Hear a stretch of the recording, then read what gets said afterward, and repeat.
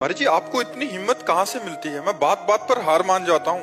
क्या कुछ समझ नहीं आता महाराज जी। माया के द्वारा जब कोई बहुत मार खा लेता है तो दो चार थप्पड़ उसको समझ में नहीं आते ना। बहुत बचपन से माया की मार, कहीं प्यार नहीं, कहीं दुलार नहीं, कहीं भोजन नहीं, कहीं कोई व्यवस्था नहीं, हर समय कठोरता पूर्वक अपने आप से लड़ना ही लड़ना केवल। तो आज वो अभ्यास बन गया है। जैसे हमारे एक चाटा मारो यहाँ तो लग जाएगा, और पहलवान के मारो तो उसको कुछ फर्क नहीं पड़े, क्योंकि हजारों चाटे वही पा चुका है। वो कुश्ती सीखते समय हजारों चाटे यही पाया है, तो उसका अभ्यास बन गया है। तो हमारा अभ्यास बन गया दुख सहने का, हमारा अभ्यास बन गया दुख को सुख मानकर गले लगाने का।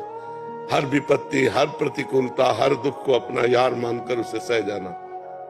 महाराज जी कहते कोई साथ नहीं देते, किसके साथ रहे, कौन साथ देगा, कौन किसके साथ रहे? तो कोई नहीं, भगवान का साथ बनो। संसार का कोई साथी होता है क्या? पास बैठे हो तो भी साथी नहीं। हमारे यहाँ पीड़ा शुरू हो जाए तो ये क्या कर लेंगे? यहाँ की पीड़ा को तो हरि ही जानते हैं ना, वो यही विराजमान हृदय में।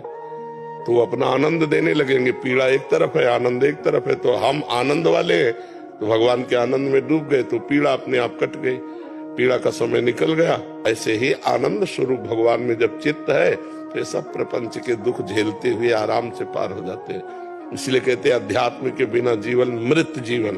अध्यात्म जीवन ही जीवन है, जिसमें ज्ञान का प्रकाश है, भक्ति का प्रकाश, वही जीवन है, और तो सब व्यर्थ जीवन है। बड़े भाग्यशाली हैं जिनको अध्यात्म में रुचि है, मनुष्य शरीर होकर जो भगवान के भजन में रुचि कर रहे हैं, बड़े भाग्यशाली हैं। वो अभागी जन है जो भोगों में, नशे में, गंदी आदतों में अपने समय को नष्ट कर रहे हैं। बाद में इनको पछताना पड़ेगा। जब जाने का समय आएगा तो इनके पास कुछ नहीं, वही पाप। फिर अन्य योनियों में, स्वर, कुत्ता, नाना प्रकार की योनियों में जाना पड़ेगा। अभी आप भजन करके देवता बन सकते हो, भगवान के स्वरूप बन सकते हो, भगवत पार्षद बन सकते हो। गीध देह तज धरि हरि रूपा। भजन के बल से अपने इस देह का त्याग करके हरि पार्षद बन सकते हो। तो ऐसे आचरण करो कि अगर भगवान न मिले तो कम से कम फिर हमें मनुष्य जन्म मिले, हम अच्छे आचरण वाले राष्ट्र भक्त, भगवत भक्त जीवन व्यतीत करें।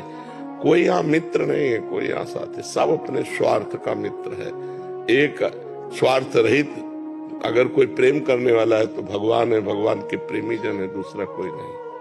जग में उपकार करने वाले स्वार्थ रहित दो ही हैं, भगवान और भगवान के भक्त। स्वार्थ रहित जग जुग उपकारी, तुम तुम्हारे सेवक असुरारी।